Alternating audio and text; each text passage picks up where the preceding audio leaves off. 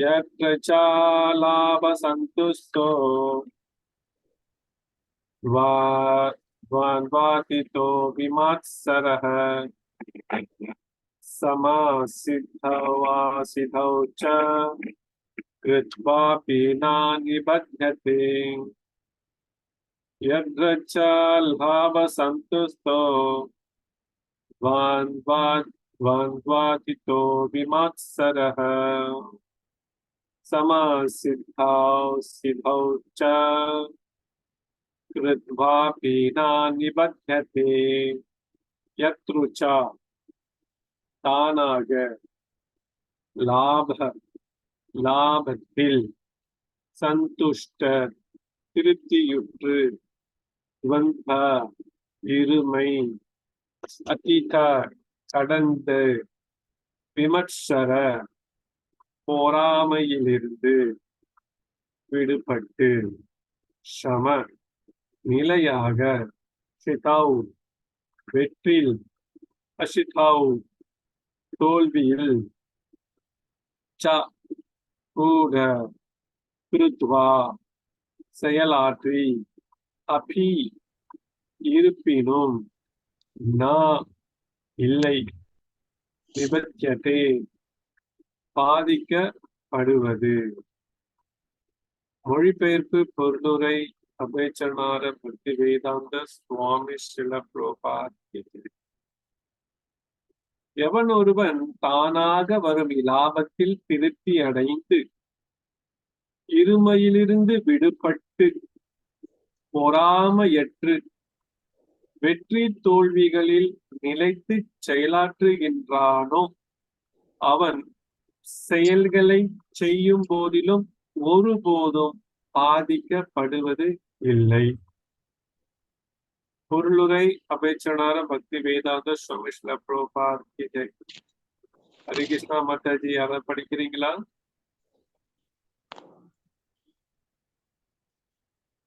யார் ரெண்டிங்களா பிரபு? நீங்க படிங்க மாதாஜி. ஓகே. ஹரே கிருஷ்ணா. ஹரே கிருஷ்ணா. பொருளுரை ஆசா பக்தி வேதாந்த சுவாமி பிரபுதா கி ஜெய். கிருஷ்ண பக்தர் தமது உடலை பராமரிப்பதற்காக கூட பெரும் முயற்சி ஏதும் செய்வதில்லை. தானாக அடையப்படும் லாபங்களில் அவன் திருப்தி கொள்கிறான். அவன் கடன் வாங்குவதும் இல்லை, யாசகம் கேட்பதும் இல்லை. ஆனால் தமது சக்திக்கு ஏற்றவாறு நியாயமாக உழைத்து தமது நேர்மையான வேலையினால் கிடைப்பதை வைத்து திருப்தி அடைகிறான். எனவே அவன் தனது வாழ்வில் சுதந்திரமாக உள்ளான். மற்றவர்களது சேவை கிருஷ்ணருக்கான தனது சேவையில் தடையாக இருப்பதை அவன் அனுமதிப்பதில்லை. இருப்பினும் அவன் கிருஷ்ணரின் தொண்டிற்காக பௌதீக உலகில் இருமைகளால் பாதிக்கப்படாமல் எந்த ஒரு செயலிலும் பங்கேற்க முடியும். வெப்பம், குளிர், இன்பம், துன்பம் போன்றவற்றால் ஜட உலகில் இருமைகள் உணரப்படுகின்றன. கிருஷ்ண பக்தன் இருமைக்கு அப்பாற்பட்டவன். ஏனெனில் கிருஷ்ணரின் திருப்திக்காக அவன் எதையும் செய்ய தயங்குவதில்லை. எனவே அவன் வெற்றி தோல்வி இரண்டிலும் ஸ்திரமாக உள்ளான். உன்னத அறிவில் முழுமையடையும் போது இந்த அறிகுறைகளை காணலாம். ஹரே கிருஷ்ணா. இங்க சில பிரபுபாதர் அழகான ஒரு விஷயத்தை கொடுத்திருக்கின்றார்.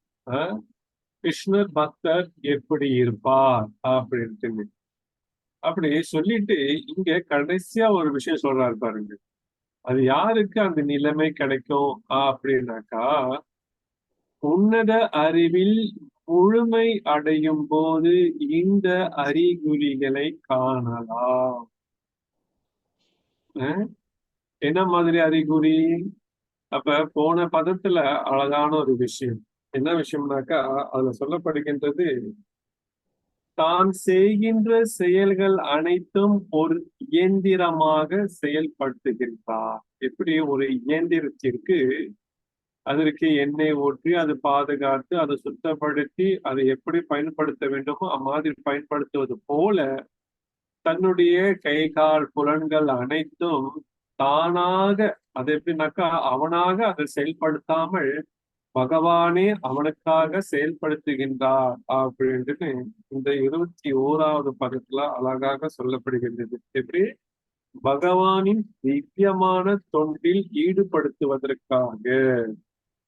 சோ இம்மாதிரி இந்த தூய்மையான பக்தர்களுடைய அறிகுறிகள் எப்படி இருக்கின்றது சில பிரபுபாதர் சொல்லி இருக்கின்றார். அதுவும் நம்ம நிறைய பக்தர்களை பார்க்கின்றோம். ஆனா அப்படி பார்த்தது பிறகு பார்த்தோம்னாக்கா நம்ம படித்ததற்கும் அவர்களுடைய செயல்களை பார்த்தோம் என்றால் மிகவும் வித்தியாசமாக இருக்கும். என்னடா பகவத்கீதையில சில பிரபுபாதர் ஒரு பக்தனுடைய நிலை எப்படிலாம் போட்டிருக்காரு, ஆனா நம்ம பார்க்கும் பொழுது அந்த நிலையில இவங்க இல்லையே அப்படின்ட்டு நமக்குள்ள ஒரு கேள்வி எழலாம். அதற்காக தான் சில பிரபுபாதர் இங்க கொடுத்திருக்கின்றார். என்னன்னாக்கா உன்னத அறிவில் முழுமை அடையும் போது இந்த அறிகுறிகளை காணலாம். சரா முழுமை அடையும் போது எதுல உன்னதமான அறிவில். அந்த உன்னதமான அறிவு தான் நம்ம இங்க டைட்டில், நம்மளோட தலைப்பு உன்னத அறிவு. அப்ப அந்த உன்னத அறிவு அந்த நிலையில் இருப்பவர்களுடைய அறிகுறிகளை எல்லாம் நம்ம பார்த்து கொண்டிருக்கின்றோம். அப்படி அந்த உன்னதமான அறிகுறிகள் இல்லை அப்படின்னாக்கா அந்த பக்தர்கள் அனைவரும் ஆரம்ப நிலையில் இருந்து கொண்டு பயிற்சி செய்கின்றனர் என்று நாம தெரிந்து கொள்ள வேண்டும். அதற்காக அவர்களை பற்றி நாம் புறம் பேசக்கூடாது, அவதூறு பேசக்கூடாது. ஹரே கிருஷ்ணா இயக்கத்துல இருந்து கொண்டு இம்மாதிரி எல்லாம் செய்யறாங்க, இப்படி பண்றாங்க, இப்படி பேசுறாங்க, நான் நினைச்ச மாதிரி இங்க இல்லை, நான் நினைச்ச வேற மாதிரின்னு, ஆனா இங்க வந்து பார்த்தாக்கா வெளியே இருக்கிற மாதிரி தான் இங்க இருக்கிறாங்க அப்படின்னு நம்ம தவறாக புரிந்து கொள்ளக்கூடாது. அப்ப உண்மையான விஷயம் அது முழுமை அடையும் பொழுது அவர்களுடைய அறிவு பகவானுடைய பக்தி தொண்டில் முழுமை அடையும் பொழுது அப்பொழுது அவர்களுடைய அறிவு குறிகளை நாம் காண முடியும். எவ்வாறு கிருஷ்ண பக்தன் தனது உடலை பராமரிப்பதற்காக கூட பெரும் முயற்சி ஏதும் செய்வதில்லை.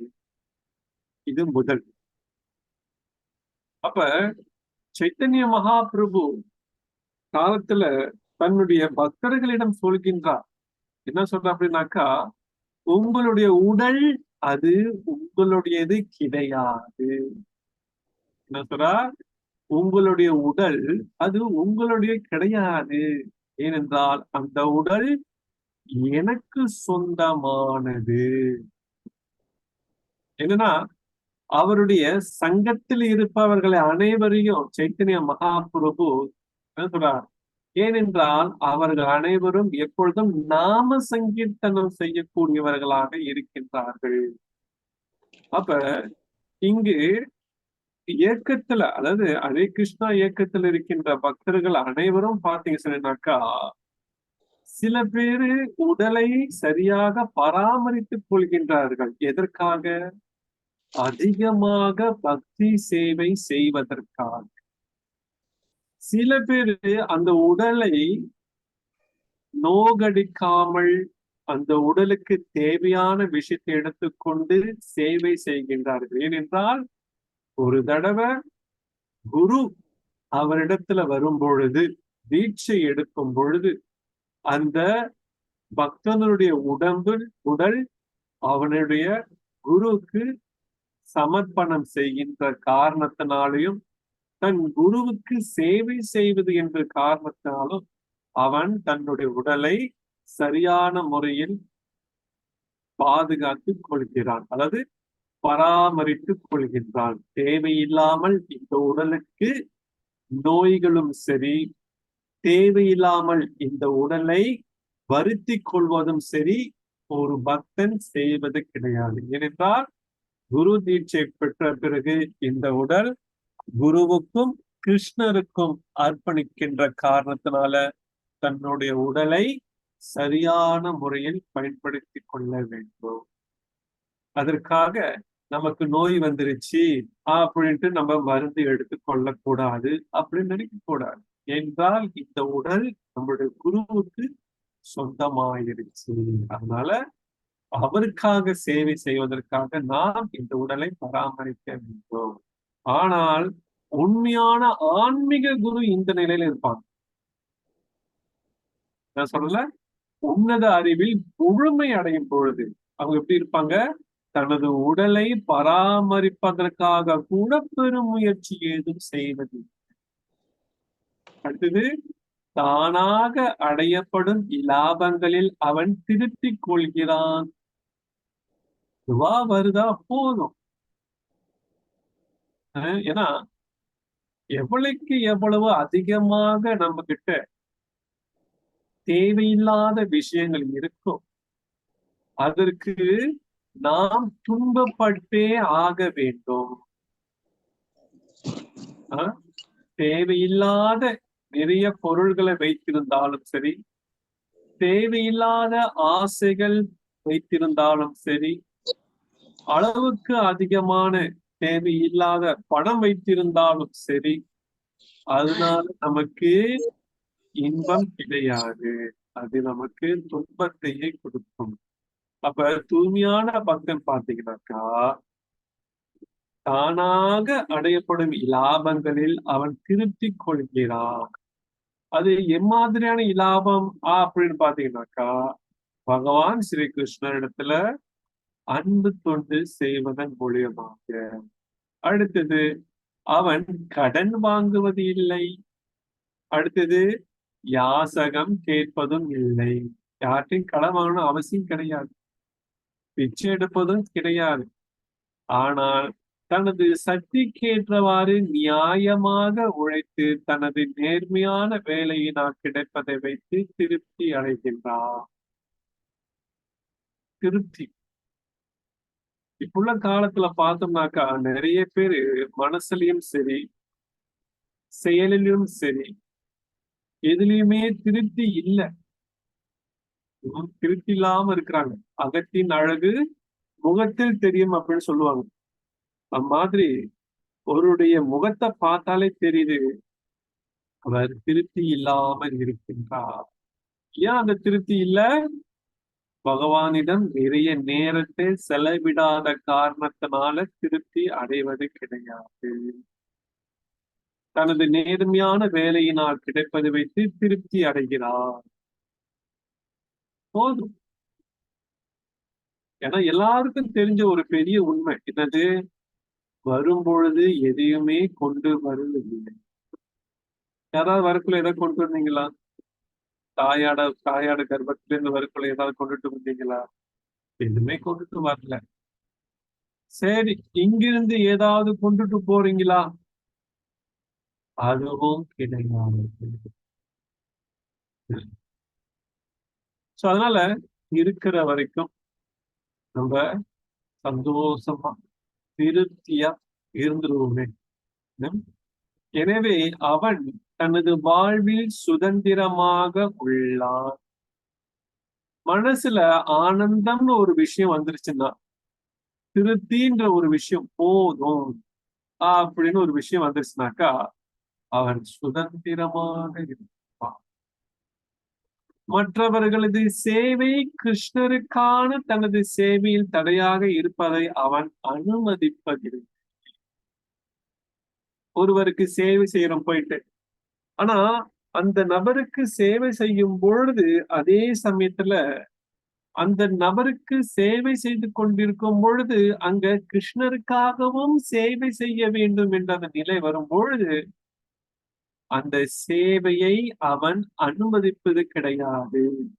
ஏனென்றால் அவன் சுதந்திரமாக ஆனந்தமாக பகவானிடத்துல சேவை செய்வத காரணத்தினால மற்றவர்கள் சேவையை அவன் செய்வது கிடையாது.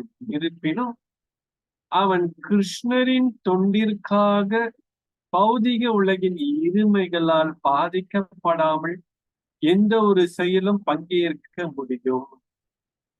வெப்பம், குளிர், இன்பம் துன்பம் போன்றவற்றால் ஜட உலகின் இருமைகள் உணரப்படுகின்றன. இந்த மாதிரி பௌதிக உலகின் இருமைகளால் பாதிக்கப்படாமல், அப்ப பௌதிக உலகம் எடுத்துக்கிட்டோம்னாக்கா நமக்கு பல வகையான விஷயத்துல நம்ம மாட்டிக்கொண்டு இருக்கின்றோம். உடல் ரீதியாக மாட்டிக்கொண்டிருக்கின்றோம், மனது ரீதியாக மாற்றிக்கொண்டிருக்கின்றோம். இயற்கை, மிருகம், இம்மாதிரி பல விஷயத்துல நம்ம உலகின் அதாவது பௌதிக உலகின் இருமைகளால் பாதிக்கப்படாமல் நம்ம மாட்டிக்கிட்டு இருக்கோம். ஆனா தூய்மையான பக்தன் பாதிப்பது கிடையாது. ஏனென்றால் அவன் எல்லாவற்றையும் சரிசமமாக பார்க்கின்றான்.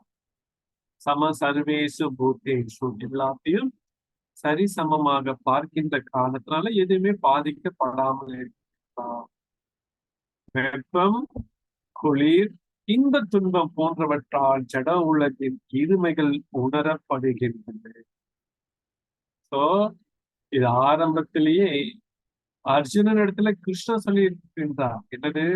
மாத்ரா பிரஸ்தாஸ்து கௌந்தேய சீதோஷ்ண சுக்க துக்கதா. சீதோஷணம் அப்ப வெப்பம், கோடை, இது எல்லாம் கோடையும் வெப்பமும் மற்றும் குளிரும் மாறி மாறி வரும். அதே போல இன்பமும் துன்பமும் மாறி மாறி வந்து போய் கொண்டே இருக்கும். இதுல நீ பொறுத்து கற்றுக்கொள்வாயாக அப்படின்னு சொல்றார். அப்ப இங்கேதான் அதே தான் சில ப்ரோபா சொல்றார். என்னது? இன்ப துன்பம், வெப்பம், குளிர் போன்றவற்றால் ஜட உலகின் இருமைகள் உணரப்படுகின்றன. இருமைகள்னாக்கா வெப்பம், குளிர், இன்பம் துன்பம், லாபம் நஷ்டம், மேடு பள்ளம், இந்த மாதிரி இருமைகள் உணரப்படுகின்றன. கிருஷ்ண பக்தன் இருமைக்கு அப்பாற்பட்டவன். இந்த மாதிரி வெப்பமும் குளிரும் வந்தாலும் சரி, துன்பம் வந்தாலும் சரி, இன்பம் வந்தாலும் சரி, எது வர வேணாலும் வந்துட்டு போட்டோம், எனக்கும் அதுக்கும் சம்பந்தமே கிடையாது. நான் முழுமையா பகவானத்துல சரணடைந்து சேவை செய்கின்ற காரணத்தினால இதுல நான் பாதிக்கப்படாம இருக்கிறேன். அது பக்தனுடைய நிலை. அப்ப அவன் அப்பாற்பட்டவனாக இருக்கின்றான். ஏனெனில் கிருஷ்ணரின் திருப்திக்காக அவன் எதையும் செய்ய தயங்குவதில்லை. எனவே அவன் வெற்றி தோல்வி இரண்டிலும் ஸ்திரமாக உள்ளான். கிருஷ்ணருக்காக அவன் பக்தி தொண்டை செய்யற காரணத்தால இந்த மாதிரி வேஷத்துல வந்துட்டு அவன் எதற்கும் தயங்குவதும் கிடையாது. அவன் அந்த மாதிரியான விஷயத்துல ஸ்திரமாக உறுதியாக இருக்கின்றான். வந்துட்டு போட்டுமே, ஏன்? இது தற்காலிகம், வரும் போகும். எதுவுமே இந்த உலகத்துல, அதுவும் ஜட உலகத்துல நிரந்தரம் என்பது கிடையாது.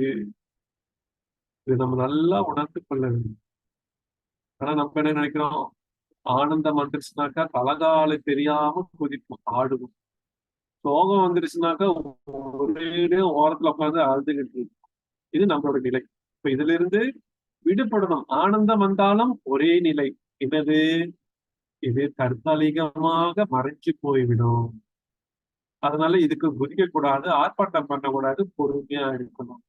அதே போல துக்கம் வந்தாலும் சரி, இதுவும் நிலையானதல்ல, இதுவும் கடந்து செல்லும். அதனால அதுலயும் நம்ம பாதிக்கப்படாம நம்மளுடைய சேவை என்ன?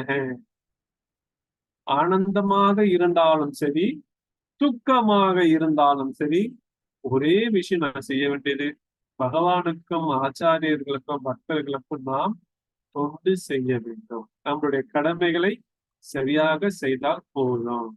உன்னத அறிவில் முழுமை அடையும் போது இந்த அறிகுறிகளை காணும்.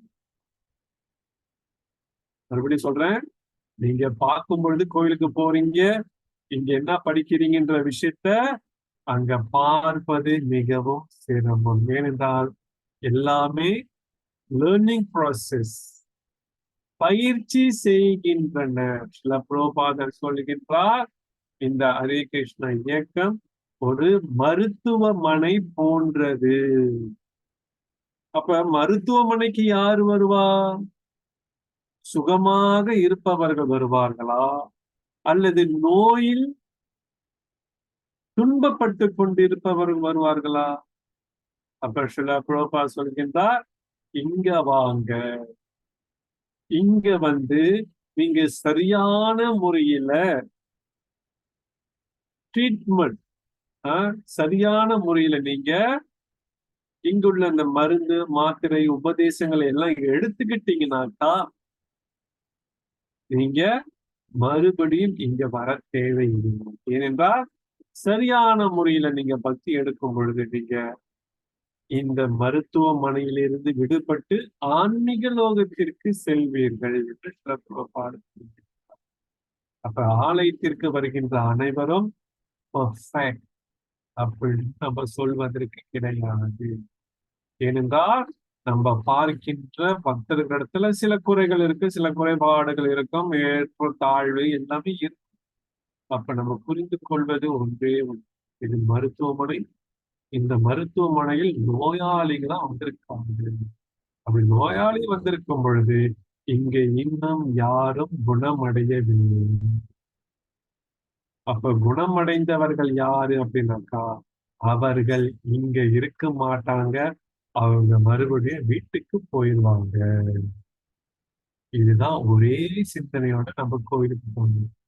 அப்ப பக்தியில அந்த உன்னதமான அறிவில முழுமை அடையும் பொழுது அவர்கள் ஆன்மீக லோகத்திற்கு சென்று விடுவார்கள். இதை மட்டும் நீங்க மனசுல வச்சுக்கீங்க. அங்க போயிட்டு நான் நினைச்ச மாதிரி இங்க இல்லை, நான் நினைச்ச அந்த பிரபு ரொம்ப நல்லவருன்னு நினைச்சேன், அந்த மாதாஜி ரொம்ப நல்லவங்கன்னு நினைச்சேன், கோயில் தலைவர் ரொம்ப நல்லவரு, நல்லா பேசினாரு, நல்லா கிளாஸ் கொடுத்தாரு, ஆனா இங்க வந்து பார்த்தா அவர் வேற மாதிரி இருக்காரு. ஏன் அந்த மாதிரி சிந்திப்பதே தவறு. நம்ம மாதிரி எல்லாரும் இருப்பாங்கன்று எதிர்பார்ப்பதும் தவறு. நாம் நினைத்தது போல அவர்கள் இருப்பார்கள் என்பது நினைப்பதும் தவறு. சரிங்களா? அதனால எல்லாரும் மருத்துவமனைக்கு வந்த நோயாளிகள் எல்லாரும் மருந்து எடுத்துக்கொள்கிறார்கள், பயிற்சி செய்கின்றார்கள். அந்த நிலையை மட்டும் எப்பொழுதும் மறந்துடாதீங்க. புரியுதுங்களா? அடுத்து நம்ம போகலாம். 23வது ஸ்லோகம். உன்னத அறிவில நம்ம 23வது ஸ்லோகத்தை பார்க்கின்றோம். 4வது அத்தியாயத்துல கத சங்கஸ்ய முக்தக்ஷ்ய ஜ்ஞானாவாசித சேதச யஜ்ஞாய சரந்த கர்ம சமக்ரம் பிராவில்யதே. கத சங்கஸ்ய முக்தக்ஷ்ய ஜ்ஞானாவாசித சேதச யஜ்ஞாயாச்சாரத கர்ம சமக்ரம் பிராவில்யதே. கத சங்கஸ்ய ஜட இயற்கையின் குணங்களில் பற்றுதல் கொள்ளாமல், முக்தக்ஷ்ய முக்தி பெற்ற, ஞான அவஸ்தித ஞானத்தில் நிலை பெற்று, சேதச எவனது அறிவு, யஜ்ஞாய யாகத்தின் கிருஷ்ணரின் திருப்திக்காக, ஆசரக செயலாற்றி, கர்ம செயல், சமக்ரம் பூரணத்தில், பிரிவிலியத்தே முழுமையாக கலந்து விடுகிறார். மொழிபெயர்ப்பு பொருளுரை அமைச்சனார் பக்தி வேதாந்த சுவாமி. ஜட இயற்கை குணங்களில் பற்றற்று திவ்ய ஞானத்தால் நிலை பெற்றவனின் செயல் முழுமையாக உன்னதத்தில் கலந்து விடுகின்றது. ஒரு முறை அபயச்சரணார பக்தி வேதாந்த சுவாமி பிரபாத் கி ஜெய். ஹரே கிருஷ்ணா. யாராவது வாசிக்கிறீர்களா? வாசிக்கிறேன் பிரபு. வாசிக்க பூர்ண கிருஷ்ண உணர்வை அடைந்தவன் எல்லா இருமைகளிலிருந்தும் விடுபட்டு பௌதீக குணங்களின் களங்கங்களிலிருந்தும் விடுபடுகிறான். கிருஷ்ணருடனான தனது உறவின் ஸ்வரூப நிலையை அவன் அறிந்திருப்பதால் அவனால் முக்தி அடைய முடியும். இதனால் அவனது மனம் கிருஷ்ணரின் நினைவிலிருந்து விலகுவதில்லை. இதனைத் தொடர்ந்து அவன் எதை செய்தாலும் மூல விஷ்ணுவான கிருஷ்ணருக்காகவே செய்கிறான். எனவே அவனது செயல்கள் அனைத்தும் யாகங்களே. ஏனெனில் பரமபுருஷரான விஷ்ணுவை அல்லது கிருஷ்ணரை திருப்திப்படுத்துவதற்காக செய்யப்படுவது தான் யாகம். இத்தகு செயல்கள் எல்லாவற்றின் விளைவுகளும் நிச்சயமாக உன்னதத்தில் கலந்து விடுவதால் அவன் ஜட விளைவுகளால் பாதிக்கப்படுவதில்லை. ஹரே கிருஷ்ண பிரபு. நன்றிங்க பிரபு. நன்றி மாதாஜி. ஹரே கிருஷ்ணா. இங்க மொழிபெயர்ப்புல அழகாக கிருஷ்ணா சொல்கின்றார், ஜட இயற்கை குணங்கள் பற்றற்று. இப்ப இந்த நம்ம வாழ்கின்ற உலகத்துல பாத்தீங்கன்னாக்கா வகையான ஜட இயற்கை குணங்கள் இருக்கு. என்னது? சத்துவ குணம், ரஜோ குணம் மற்றும் தமோ குணம். இந்த குணத்திலிருந்து நம்ம பற்றற்று இருக்க வேண்டும். அப்ப எந்த குணத்துல இருக்கணும் அப்படி சொன்னாக்கா வாசுதேவ குணம், அதாவது சுத்த சத்துவ குணம். அந்த வாசுதேவ குணத்தில் இருக்கும் பொழுது எப்பொழுதும் வாசுதேவனை நினைத்து கொண்டே இருக்கலாம்.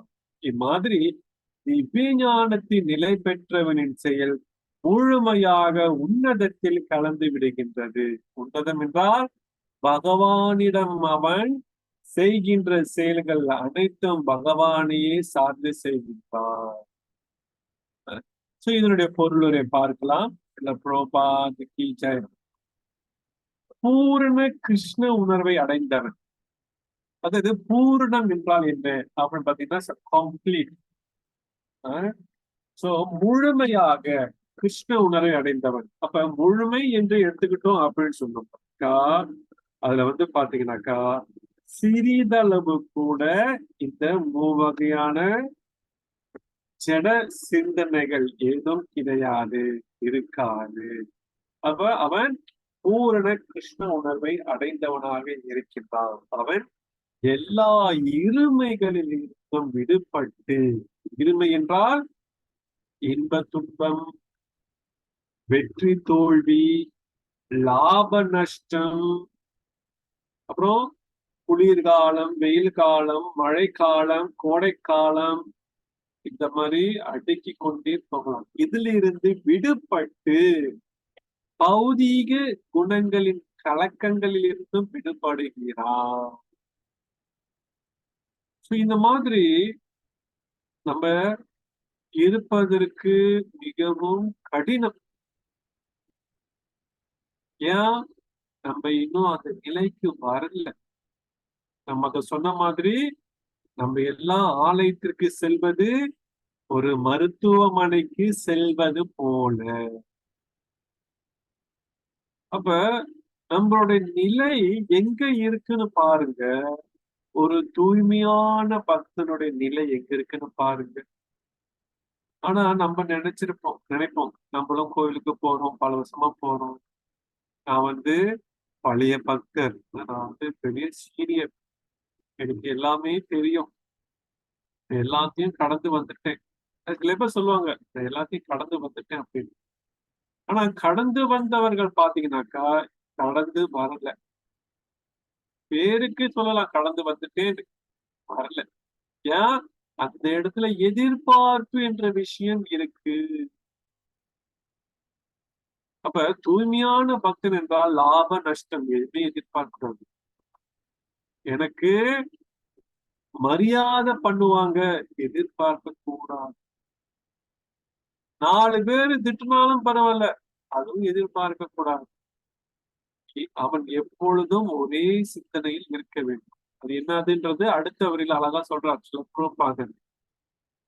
அவனது மனம் கிருஷ்ணரின் நினைவிலிருந்து விலகுவதில்லை. அவனுடைய மனம் கிருஷ்ணரின் நினைவிலிருந்து விலகுவதில்லை. இதுதான் நம்ம பயிற்சி பண்றோம். அதற்காக தான் நாம் சிரமப்பட்டு கொண்டிருக்கின்றோம். என்ன மாதிரி சிரமம்? பௌதிக உலகத்துல பௌதிகமாக எவ்வளவோ சிரமப்படுறோம். இங்கு பகவானை நினைக்க வேண்டும் என்பதற்காகவும் நாம் முயற்சி செய்கின்றோம். அதற்காக தான் நாம இந்த ஹரே கிருஷ்ணா கிருஷ்ணா கிருஷ்ணா ஹரே ஹரே, ஹரே ராம ராம ராம ஹரே ஹரே இந்த மகா மந்திரத்தை நாம் ஜபம் செய்கின்றோம். காலையில வெள்ளனையாக எழுந்திருக்கு, பிரம்ம முகூர்த்த நேரத்தில் எழுந்திருக்கு, பகவானுக்கு ஆராதனை செய்கின்றோம். ஏன் மறக்க கூடாது. அடுத்து துளசி பூஜை செய்கின்றோம். எதற்கு? துளசி மகாராணியை, துளசியை மறவாமல் இருப்பதற்கு. அடுத்து என்ன செய்றோம்? பகவானுக்கு ஆராதனை செய்கின்றோம். அவருக்கு பொருட்கள் வாங்குவதற்காக, சமைப்பதற்கு பொருட்கள் வாங்குவதற்காக சந்தைக்கு செல்கின்றோம். சமையல் செய்கின்றோம். பிரசாதத்தை ஏற்றுக்கொள்கின்றோம். பகவத்கீதை, பாகவதம் போன்ற புனித நூல்களை அனைத்தும் படிக்கின்றோம். எதற்காக? இதற்காக மனம் கிருஷ்ணரின் நினைவில் இருக்க வேண்டும் என்பதற்காக. அப்ப அர்ஜுனன் சொல்கின்றார், கிருஷ்ணா, மனதை வெல்வது மிகவும் கடினம். வீசும் காற்றை கூட என்னால அடக்க முடியும், ஆனால் என்னுடைய மனதை அடக்க முடியல. அப்ப கிருஷ்ணர் அழகா சொல்கின்றார், பயிற்சி செய்தால் அது சாத்தியமாகும். பயிற்சி என்னது? இப்ப நான் இவ்வளவு நாள் சொல்லிட்டு இருந்தேன், அதுதான் பயிற்சி. பக்தர்களிடம் சங்கத்தை ஏற்படுத்தி கொள்ள வேண்டும். ஏன்னா அந்த பக்தர்களிடத்துல சங்கத்தை ஏற்படுத்தலனாக்கா நம்ம மாயை கூட சங்கத்தை ஏற்படுத்தி கொன்று விடுவோம். ஏனென்றால் மாயை அந்த அளவுக்கு வேகமாக இருக்கின்றார். பக்தர்கள் சங்கத்தை ஏற்கல அப்படின்னாக்கா மாயாதேவி காத்திருக்காங்க, வாங்க என்னிடம் வாங்க, என்னிடம் வாங்க, வந்து என்னுடைய சங்கத்தை ஏற்றுக்கொள்ளுங்க, அங்க போகாதீங்க, இங்க வாங்க, இங்க ஆனந்தம் அதிகமாக இருக்கு அப்படின்னு மாயாதேவி வழிமேல் விழி வைத்து காத்து கொண்டிருக்கின்றார்.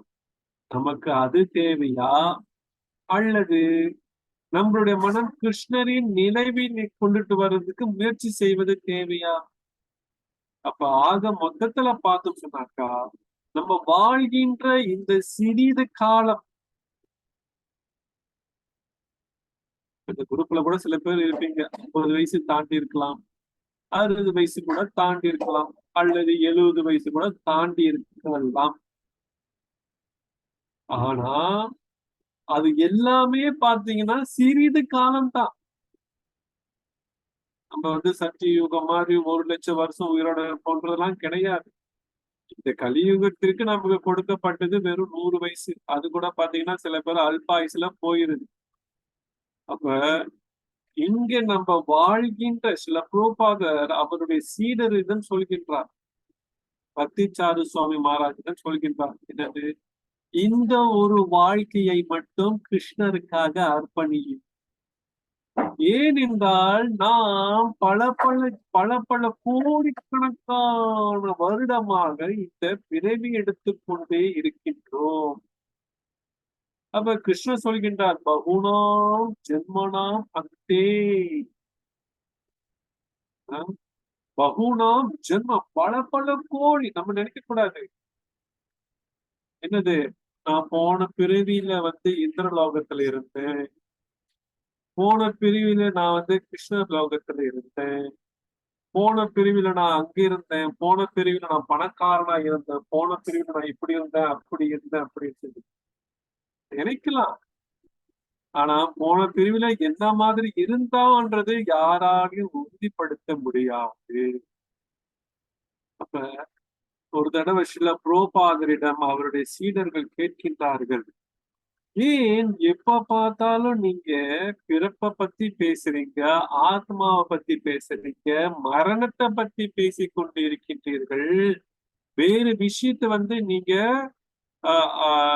அதிகமாக பேசாம இந்த விஷயத்த மட்டும் நீங்க அதிகமாக பேசுறீங்களே அப்படின்ட்டு அதற்கு சில புரோபாதர் சொல்கின்றார், நீ பல 100 கோடி ஆயிரமாக பல பல பிறப்புகளை நீ எடுத்துக்கிட்டு வந்துகிட்டு போய்கிட்டு இருக்கின்ற அப்ப இந்த பிரிவியில நீ ஆண்டவனுடைய லோகத்தை போய் அடைய வேண்டும் என்பதற்காக நான் உனக்கு முயற்சி செய்கின்றேன். நீ இந்த பிறவியிலே சரணடைந்து இந்த பிறவியிலே நீ பிறப்பை முடிச்சுக்கணும், அடுத்த பிறப்பு என்பது கூடாது அப்படின்னு.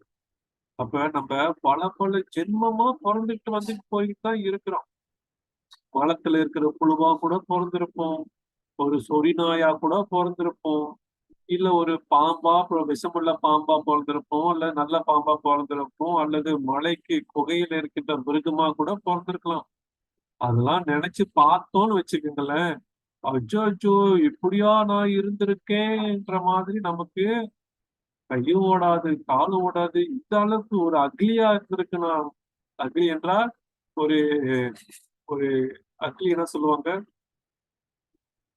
ஒரு குறையுள்ள வித்தியாசமாகவா நம்ம எல்லாம் பிறந்திருக்கேன் அப்படின்னா தெரிஞ்சிச்சு வச்சுக்கலாம், நம்மளோட மனசு ஆனந்தமா இருக்குமா? இருக்காது. அப்ப சில புரோபா சொல்லிட்டார், எதுக்கு இதெல்லாம் கொடுக்குறேன், நீ பல பல ஜென்மமா வந்துட்டு போய்கிட்டு இருக்கு ஆண்டவன் லோகத்துக்கு போகாம. அதனாலதான் நான் மறுபடியும் அதையே சொல்றேன். இதை சொல்றதுனால நீ புரிந்து கொள்வதற்காக, எப்படி சுலபமாக புரிந்து கொள்வதற்காக மறுபடியும் பக்தி பயிற்சி செய்து இங்கிருந்து விடுவிப்பதற்காக தான் நான் மறுபடியும் சொல்றேன் அப்படின்ட்டு. அப்ப பகவானை நினைப்பது பாத்தீங்கன்னாக்கா அது பக்தி சேவை செய்வதன் மூலியமாக மட்டுமே நாம் பகவானை நினைவில் வைத்துக் கொள்ள முடியும். இதனை தொடர்ந்து அவன் எதை செய்தாலும் மூல விஷ்ணுவான கிருஷ்ணருக்காகவே செய்கிறான். ஏன்னா அவரை திருப்திப்படுத்தாம நம்ம வேற யாரையுமே திருப்திப்படுத்த முடியாது. அதுதான் பொருளாதார மகாராஜ் சொல்றார். என்ன சொல்றார், மன்யேதன அபீஜன ரூபா தபா ஸ்ரஜௌதஸ் தேஜ பிரபாவ பல பௌருஷ புத்தி யோக ஆராதனாய கீ பவந்தி பரஷ பும்ஷ பக்த துதோஷ பகவான் கஜயுதபாய. அழகான உடல், அறிவு, அழகான முகம், தேஜஸ், படிப்பு, செல்வம், இந்த மாதிரி அடிக்கிட்டே போகலாம். இதெல்லாம் வச்சுக்கிட்டு பகவானை திருப்திப்படுத்தவே முடியாது. நம்ம நினைக்கிறோம் இதெல்லாம் இருந்தாக்கா பகவான் கொடுத்து திருப்தி பண்ணிடலாம் அப்படின்னு, முடியவே முடியாது. பகவான் நம்மளிடம் எதிர்பார்க்கின்றது ஒரே விஷயம், பக்தி. அந்த பக்தியை மட்டும் நம்ம முழுமையாக சரணடைந்து சரியான முறையில பக்தி செய்து கவனமாகவும் செய்தோம் என்றால் அதற்கு பலன் அதிகம் இருக்கு. அவன் எதை செய்தாலும் மூல விஷ்ணுவான கிருஷ்ணருக்காகவே செய்கிறான். எனவே அவனது செயல்கள் அனைத்தும் யாகங்களே. யாகங்கள் என்றால் நெருப்பு போட்டு யாகம் வைப்பாங்களா, அந்த யாகம் கிடையாது. யாகங்கள் அப்படின்னாக்கா அனைத்து செயல்களையும் அவன் கிருஷ்ணருக்காக அர்ப்பணம் செய்கின்றான். அவை அனைத்தும் தூய்மையாக கருதப்படுகின்றது. ஏனெனில் பரமபுருஷரான விஷ்ணுவை, அதாவது கிருஷ்ணரை திருப்திப்படுத்துவதற்காக செய்யப்படுவதுதான் யாகம். எப்படி கிருஷ்ணருக்காக செய்யப்படுகின்ற அனைத்து செயல்கள் அனைத்தும் யாகம். அவை அனைத்தும் அவருக்காக திருப்திப்படுத்துவதாக இருக்க வேண்டும். இத்தகு செயல்கள் எல்லாவற்றின் விளைவுகளும் நிச்சயமாக உன்னதத்தில் கலந்து விடுவதால் அவன் ஜட விளைவுகளால் பாதிக்கப்படுவதில்லை. கண்டிப்பா நாம் செய்கின்ற உன்னதமான இந்த பக்தி தொண்டு அனைத்தும் எல்லாவற்றின் விளைவுகளும் நிச்சயமாக உன்னதத்தில் கலந்து விடுவதால் அவன் ஜட விளைவுகளால் பாதிக்கப்படுவதில்லை. சரியான முறையில போய் பகவானிடத்துல சேர்கின்ற காரணத்தினால நாமும் இங்கிருந்து முக்தி பெறுவதற்கு வாய்ப்பு அதிகமாக இருக்கின்றது. நல்லா தெரிஞ்சுக்கணும், நம்ம வாழ்கின்ற இந்த உலகம் ஓர் அருமையான ஒரு நிறைய பக்தி செய்து ஆண்டவனுடைய லோகத்திற்கு செல்வதற்கு அருமையான ஒரு உலகம். இதற்கு மேல இருக்கிற லோகம் பாத்தீங்கன்னாக்கா ஆனந்தம் ஆனந்தம் ஆனந்தம். அந்த ஆனந்தத்தை எவ்வாறு அனுபவிக்க வேண்டும் என்று அனுபவிக்க கூடிய ஓர் இடமாக இருக்கின்றது. நமக்கு கீழே இருக்கின்ற லோகங்கள் அனைத்தும் பாத்தீங்கன்னாக்கா எல்லாம் துக்கப்படுகின்ற, துன்பம் படுகின்ற, கஷ்டப்படுகின்ற உலகமாக இருக்கின்றது. அங்க நம்மளால பக்தி செய்ய முடியாது.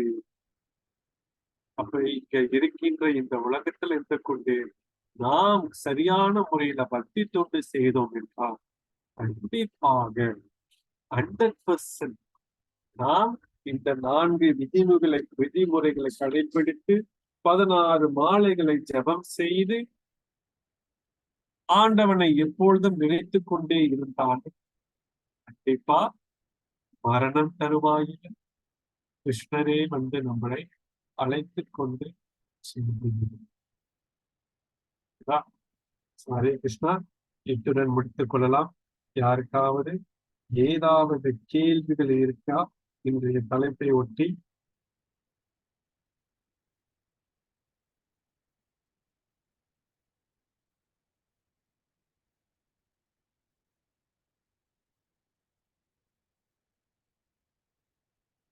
நம்மளுடைய இங்க மாதாஜி சுப்புலட்சுமி மாதாஜி எல்லாருக்கும் தெரியும் நினைக்கிறேன். அவங்க எப்போதும் பகவத்கீதை படிப்பாங்க, பாகவத் படிப்பாங்க. யாரு படிக்கிறீங்களோ இல்லையோ மதால அவங்க தட்டி ஹரே கிருஷ்ணா பிரபு நான் படிக்க சொல்லி படிப்பாங்க. சோ மாதாஜி அவர்கள் பிருந்தாவனத்திற்கு சென்று அங்கு நடக்கின்ற யாத்திரையில கலந்து கொண்டு அதுக்கப்புறம் அங்க குருநாதரிடம் தீட்சை பெற்று கொண்டார்கள். அவங்க பேரு தீட்சை பெயர் வந்து பாத்தீங்கன்னாக்கா சுபத்ரா கிருபாவதி தேவிதாசி. மாதாஜி பேரு சுபத்ரா. இங்க நமக்கு யோக மாயா மாதாஜி இருக்காங்க, அவங்க தீட்சை வாங்கினவங்க. அதுக்கப்புறம் பாத்தீங்கன்னாக்கா மாதாஜி வந்து அவங்க சுபத்ரா கிருபாவதி தேவிதாசி மாதாஜி அவர்கள் சில தேவத்தர்கள் சில குருமாரர்களிடம் தீட்சை வாங்கி கொண்டார்கள்.